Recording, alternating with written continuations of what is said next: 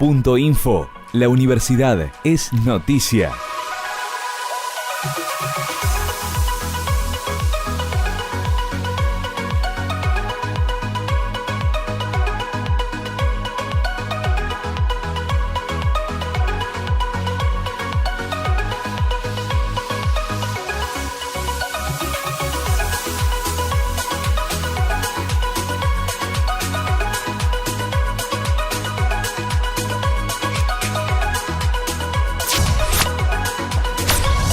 La inclusión laboral es uno de los ejes prioritarios en la Universidad Nacional Litoral y es por eso que este año 23 jóvenes con discapacidad terminaron sus experiencias laborales en distintas dependencias de la UNL. Entregando los certificados a las 23 personas con discapacidad que estuvieron realizando sus experiencias laborales acá en Santa Fe, en las distintas dependencias y facultades de la universidad. Se suma también al trabajo que venimos realizando en Esperanza, en el campo de FABE, donde también hay 12 personas que están realizando sus entrenamientos.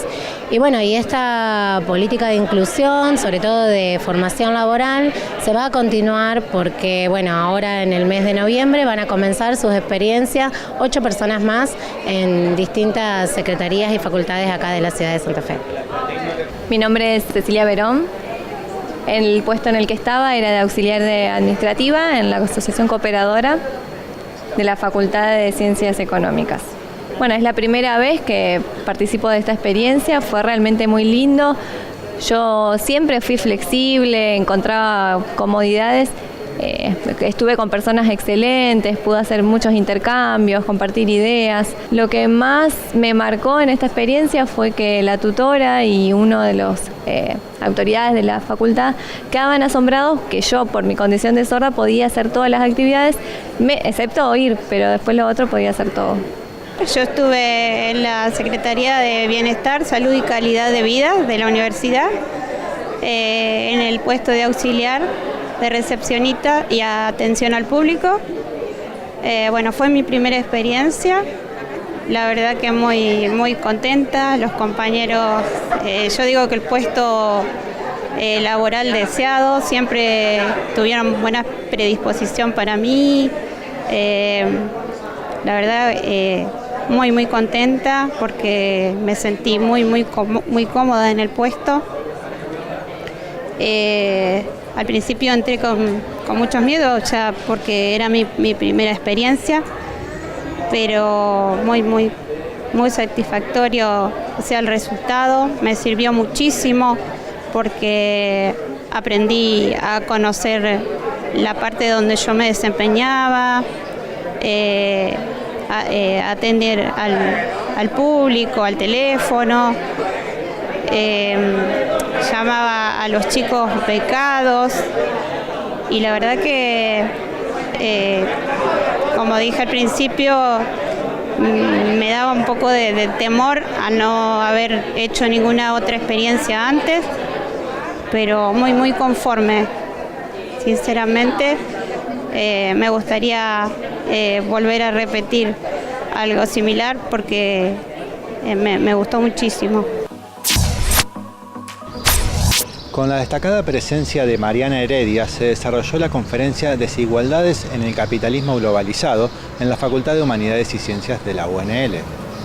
La idea es reflexionar un poco sobre las desigualdades sociales desde un ángulo un poco menos transitado, que es el de los ricos o el de las clases altas. En general, cuando pensamos hoy desigualdades sociales, tendemos a concentrarnos en las poblaciones más vulnerables, en quienes tienen hambre, quienes tienen problemas de vivienda, digamos, y hay mucha producción sobre las clases bajas y en particular sobre los pobres, y para poder restituir una mirada integral, una mirada relacional sobre la sociedad es necesario que nos ocupemos también de quienes salen más beneficiados de esta distribución de la riqueza y de los ingresos.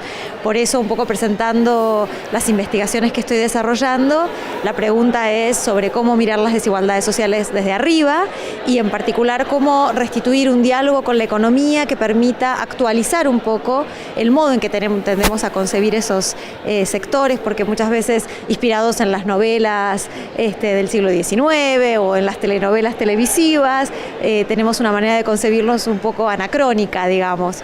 Un poco el título de la conferencia era el fin de la novela de Balzac, ¿no? Como que hay que buscar soportes culturales más actualizados y en particular los datos que nos provee la demografía, pero sobre todo la economía, para poder describir y comprender cómo se constituyen y se reproducen estos grupos en la sociedad de hoy.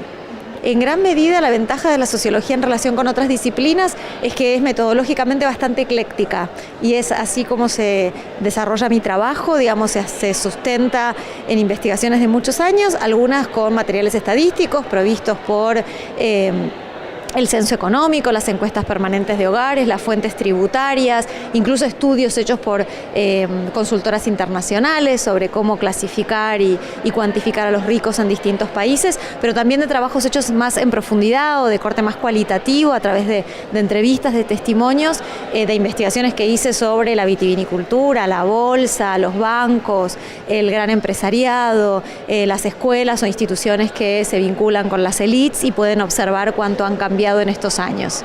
Y en particular con una base que armamos en el programa Elites de la Universidad de San Martín, en el IDAES, donde tratamos de identificar las principales posiciones de las élites económicas y políticas de la Argentina desde la década de los 70 en adelante. Hay veces que la manera en que concebimos las desigualdades tiende a creer que todo cambia, ¿no? Cambian las industrias culturales, cambian las formas de organización de las economías, cambia el modo en que se estructura la explotación dentro del mercado de trabajo o en las grandes y pequeñas empresas, pero pareciera que las clases siempre son iguales y que en todas las sociedades capitalistas son igual. Y en realidad hay que recuperar un poco la discusión sobre las variedades de capitalismo, sobre las singularidades de los distintos países, tanto históricas, digamos, en cada momento en las que se fue organizando de manera diferente la producción y la distribución del excedente, como también en distintos marcos institucionales donde los estados o las instituciones públicas son más o menos fuertes. Y es cierto que eso es particularmente importante en la Argentina de hoy porque por su carácter federal también presenta no solo muchas diversidades en términos de sus economías regionales y de las riquezas que proponen o que existen en distintas zonas del país, sino también por la calidad de sus instituciones estatales, que en la medida en que la salud, la educación, la asistencia social se ha descentralizado, también reviste muchas diferencias.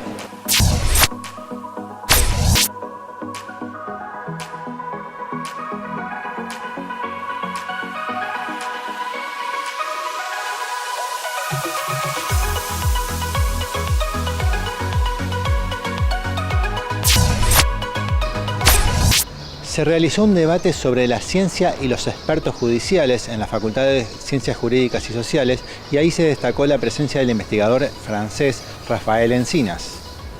En el contexto de la Escuela de Capacitación del Poder Judicial y de la Defensa, juntamente con el cuerpo de graduados de la Facultad de Derecho y la Secretaría de Posgrado de la Facultad de Derecho, hacemos un evento en el cual participamos el profesor Rafael Muniagorri de la Universidad de Nantes y yo, sobre la decisión judicial y la prueba pericial.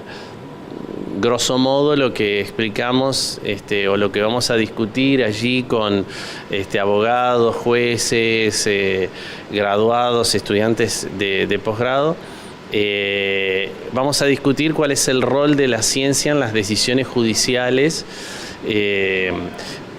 Después le preguntamos bien a Rafael, pero en mi caso voy a explicar cuál es la importancia del conocimiento científico en las decisiones de casos ambientales en los cuales se tiene que aplicar lo que llamamos nosotros el principio de precaución o el principio precautorio, que bueno, es un principio del derecho ambiental que tiene la ley argentina y que requiere un fuerte contenido científico, ¿no? Y que se aplica cuando existen situaciones de controversia científica en torno a alguna tecnología, alguna actividad que produce un impacto, ¿no? Posiblemente un impacto negativo sobre el ambiente y colateralmente sobre la salud humana. Es un tema de gran actualidad y de enorme preocupación, cómo se debería hacer una buena gestión, ¿no?, de la prueba pericial dentro de los procesos judiciales para que el resultado sea, digamos, óptimo, ¿no? O sea, para que la decisión judicial se pueda apoyar en un conocimiento científico acerca de la controversia que sea el adecuado. La relación derecho y ciencia es bastante compleja y puede verse de forma muy conflictual. Y algunos dicen que el derecho viene de las humanidades, la ciencia es algo más frío y que hay como un choque, que las dos cosas tienen valores muy distintos y al mismo tiempo hay una articulación muy fuerte porque en muchos campos de derecho pues se entra la ciencia y la tecnología. ¿Y cómo se hace de esto? Pues en derecho se habla mucho y funciona en la distinción entre el hecho, los hechos y el derecho. Pero los hechos no caen del cielo, son cosas también hechas, se podría decir, de cierta forma. ¿Y cómo se toma en cuenta esos hechos? Antes era fácil porque eran hechos materiales que se veían, que se podían tocar, pero muchos hechos de hoy no se ven. Son, por ejemplo, ondas en el teléfono, una polución, algo en el aire. Y eso, para conocer la realidad, se necesita tener acceso a algo que es invisible.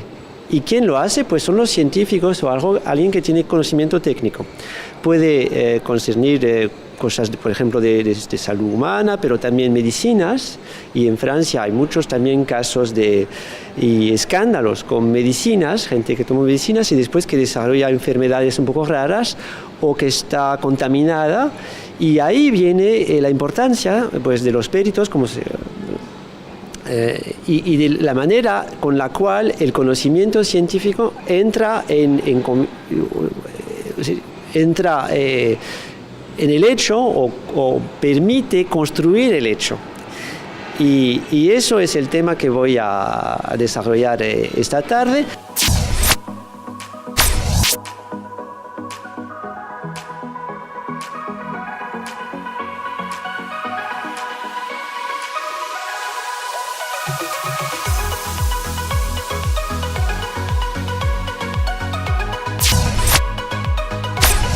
La obra de Carlos Alsina, El pasaje, llega al Foro Cultural y escuchamos la voz de su director, Fabián Rodríguez.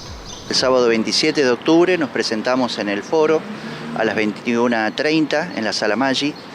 La obra El pasaje de Carlos María Alsina, un dramaturgo de la provincia de Tucumán. Se trata de el pasaje de la vida hacia la muerte. Eso sería sintéticamente. Está basado en el mito griego de Caronte, del barquero que trasladaba las almas al mundo de los muertos. Y la estructura de la obra está armada como una estructura policial, o sea, con mucho suspenso, con intrigas, con algunos datos que se van planteando para el espectador.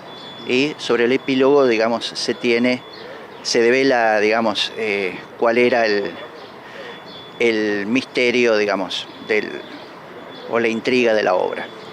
De todas maneras, es una metáfora, habla de muchas cosas, habla de la vida y de la muerte, pero también habla de situaciones profundas, filosóficas, y, por supuesto, podemos vincularlos con la Argentina, podemos vincularlos con la vida en general y la condición humana. En el grupo de trabajo tenemos a quienes actúan: Silvia Montrul, Ana Belén Speranza y Leandro Jara. Pero también hay un gran equipo de trabajo atrás que no están frente a los actores, como Fabián Pínola, que hizo la musicalización. Tenemos a Sergio Robinet con la planta de luces. También está Lucía de Frutos, que trabajó en el vestuario y en la utilería del espectáculo. Y bueno, también está Emanuel Caram, que ha trabajado en lo que tiene que ver con el diseño gráfico, carteles, programa de mano, flyers. María Sol Rodríguez, que está a cargo de la fotografía y los videos, y bueno, yo como director.